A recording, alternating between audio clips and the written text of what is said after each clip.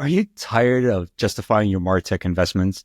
In today's market, it's no longer about having the fanciest tools. It's about proving real business impact.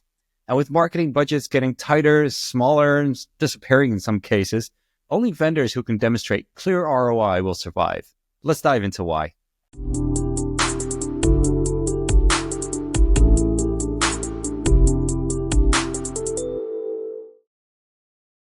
Hey everyone, and welcome to Martech Therapy, where I cut through the hype and talk about what actually works in marketing technology. I'm Matthew Niederberger, your host, and today I am exploring the outcome economy for Martech, where the only thing that really matters is measurable results. If this video helps you rethink your Martech investments, hit that like button, and for deeper discussions about marketing technology, connect with me on LinkedIn. I'll leave a link in the description. So, guess what? The game has changed. We've moved from buying software based on features and potential to investing in technology that delivers clear, measurable results. This isn't just another hype like machine learning, which in many cases, except for Gen AI, has been relabeled to AI to garner attention.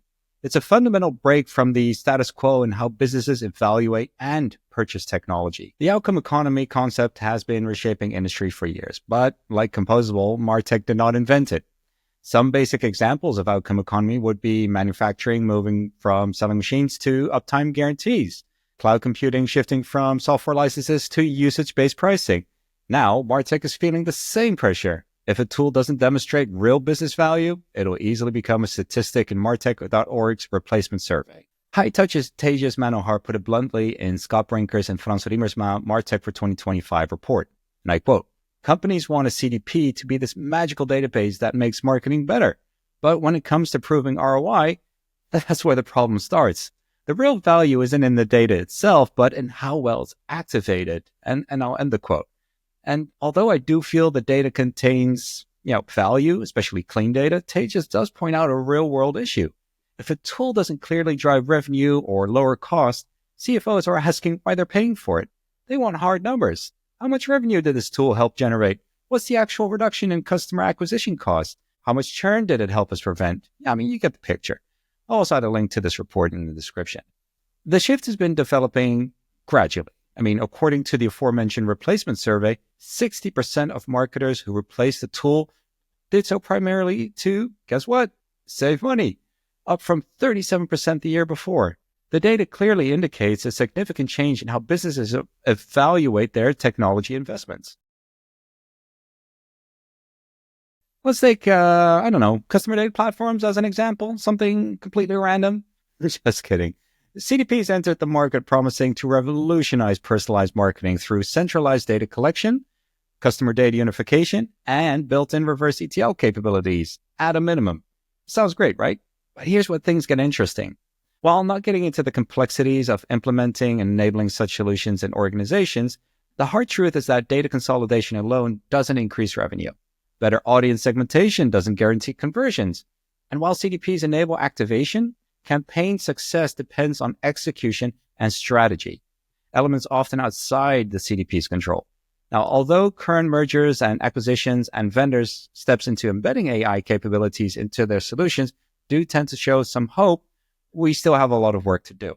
What makes everything about today's topic challenging? When your CFO asks, what's the financial return on the CDP thing?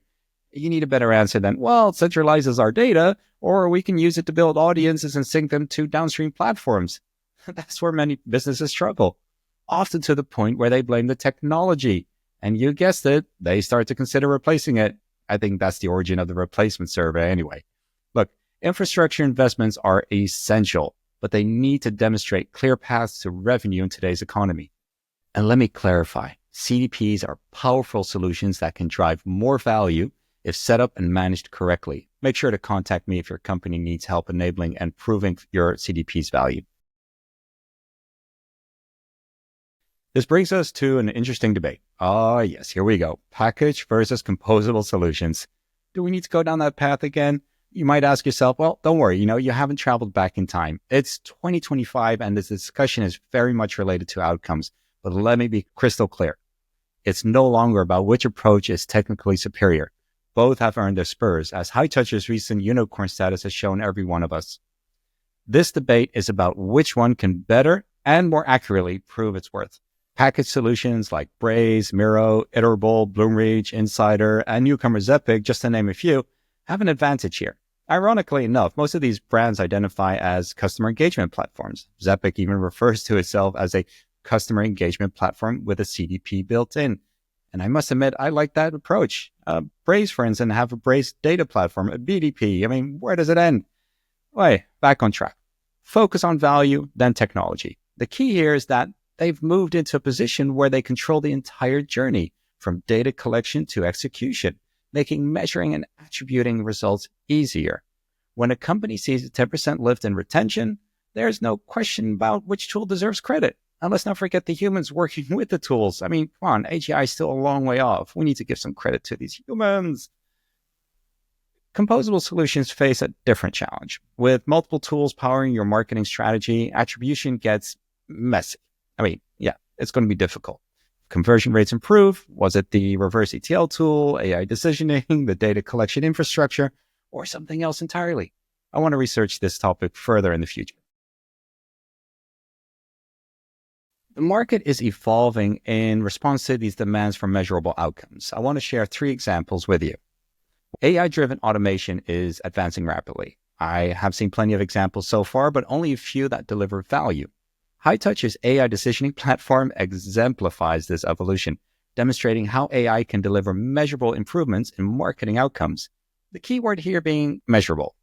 Simon Data Dylan Fly described the shift in focus quite accurately in his latest article on LinkedIn, and I quote, "As Hightouch repositions from reverse ETL to AI agents for marketing, they are attempting to reverse what has been a problematic trend for the category, and that is talking too much about the way systems integrate and not enough about the business value this creates. If Hightouch's shift and Tejas' comment on how the real value isn't in the data itself isn't a wake-up call, then I don't know what is." And this links back perfectly to my point about the need to prove value, something that I see AI decisioning doing more quickly and clearly than through mere integrations. Another noteworthy approach is toward consumption-based pricing, a tactic I've seen active with Amperity, Particle, and Zepic, just to name 3. For years, vendors have relied on, and many still do, what I refer to as the MEX model: MTUs, events, connections, and seats. This pricing method is very primitive and only benefits the vendors as it does not account for, let's say, seasonal fluctuations, organizational realignment, changes in architecture, growth, or the simple fact that many companies, probably zero, use 100% of the features offered. Especially during implementation phases, why should I pay 100% of the bill if I'm maybe using 20 to 50% of my account limits in the first 12 months? I mean, get with the program already. My recent podcast with Treasure Data's Kazuki Ota mentioned this exact fact. You can watch the full episode here. So although this approach does not guarantee ROI, it does give clients more control of their spending. A final interesting perspective comes from Otoscope.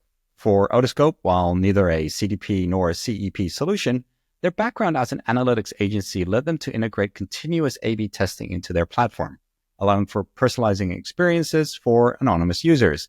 Through this continuous testing, they can, at any random moment, quantify the added value of their solution. Check out my diagnosis demo episode with them here. Bottom line, the approach validates what many of us have known. Systematic testing remains one of the most reliable methods to prove value. Gartner has said that 80% of companies will reduce their investment in personalization due to poor ROI, but it is still one of the biggest drivers in Martech. However, testing a solution's outcome, its ability to realize that ROI against a baseline, would only make sense.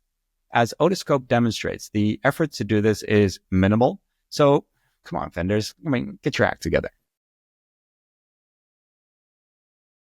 What this boils down to is that the vendors that survive won't just sell technology, they'll sell verified outcomes. They will be able to demonstrate value impact. We're already seeing this evolution. Established players are pivoting from feature lists to case studies with hard numbers, although I still wonder how these numbers are calculated.